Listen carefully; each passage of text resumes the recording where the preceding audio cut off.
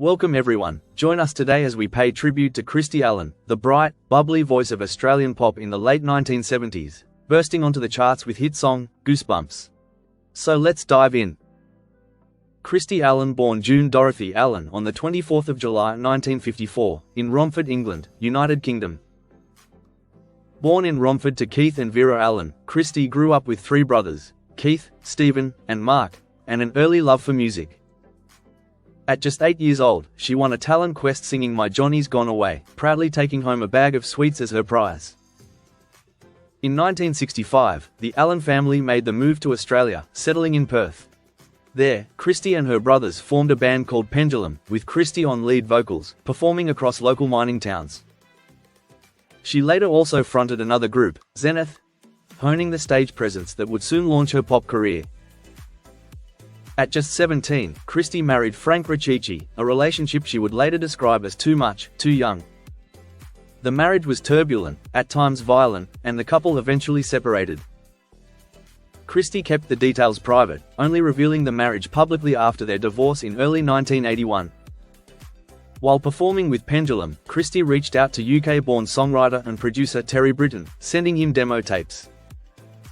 Best known as the former lead guitarist of South Australian band The Twilights, alongside Glenn Shorrock. By then, Britton had become a successful songwriter, having co-written Cliff Richard's 1976 hit Devil Woman with Christine Holmes. Impressed by Christie's voice and effervescent charm, Britton sought her out after returning to Australia in the mid-1970s. He began writing songs for her and, along with new manager Jeff Skews, helped her land a deal with Mushroom Records in 1978. That September, she released her debut single, You Know That I Love You, which broke into the Australian Top 100 and earned national radio play and strong reviews. Christie flew to London for 3 weeks to record her debut album Magic Rhythm, with Terry Britton ready with a selection of songs tailored to her style, each one she loved. The album dropped in November 1979, launching her into the spotlight with 3 strong singles. The first, the heartfelt ballad Falling in Love with Only You, reached number 20. Her next two, riding the wave of disco's popularity, were major hits. Goosebumps climbed to number 3, and He's My Number 1 hit number 4 in 1980. Goosebumps, in particular, became her biggest success, selling 60,000 copies and becoming one of Mushroom Records' best-selling singles at the time. Christie toured nationally with her backing group, The Hot Band, featuring Max Chazin and Greg Cook on guitars, Bruce Hames on organ, Michael Hegarty on bass, Rick Pachala on drums, and later, Yuri Waranchak on keyboards, playing the Yamaha CP70B and Minimoog.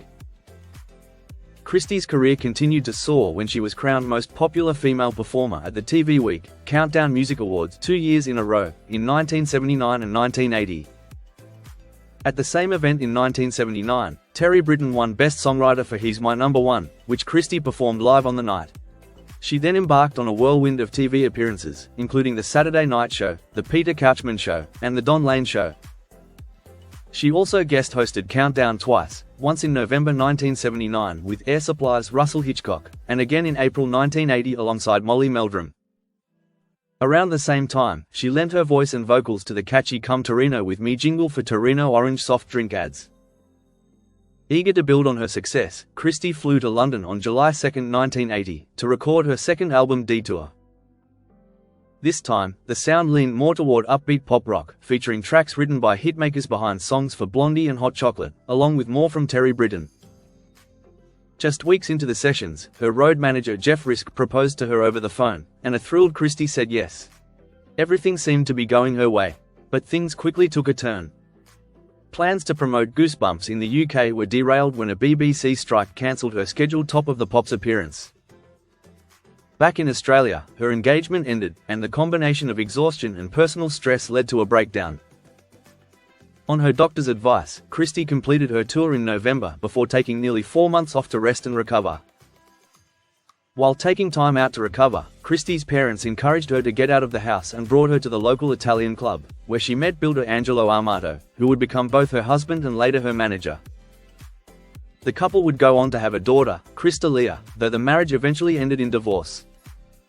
From Detour, Christie released 3 singles, Baby Get Away, Switchboard, and Don't Put Out the Flame, from what would be her second and final studio album. However, with Christie still on hiatus, the lack of promotion affected sales, and the singles had only modest chart success. By then, Terry Britton had moved on to new projects, finding major success with Tina Turner. Through the mid-1980s, Christie's music career faded, hindered by several unsuccessful releases and an ongoing illness that made touring and promotion increasingly difficult. Christie made a return to the stage in the 1990s, performing as a vocalist with various country music bands. In October 1998, she married her partner Mark, a relationship that was described as her happiest. Around the same time, music mogul Michael Gudinski put out a call on national radio seeking Christie's whereabouts, hoping to include her in a televised concert celebrating the 25th anniversary of Mushroom Records. On the 14th of November 1998, Christie took to the stage at the Melbourne Cricket Ground to perform Goosebumps before a massive crowd. It would be her final public performance, later released on the Mushroom 25 live VHS. In 2006, Gudinski invited her to join the Countdown Spectacular Tour, but she was forced to decline due to health issues. Then, in March 2008, Christie was diagnosed with pancreatic cancer. Tragically, on the 12th of August 2008, just 5 months after her diagnosis, Christie passed away from complications related to pancreatic cancer.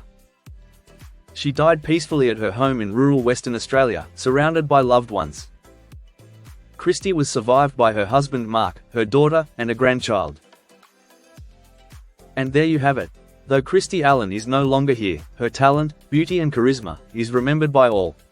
Her potential was immense, and if life had played out differently, she could have soared even higher. Through her music she will always live on. Thank you for watching. Don't forget to like and subscribe for more videos just like this. Take care and bye for now.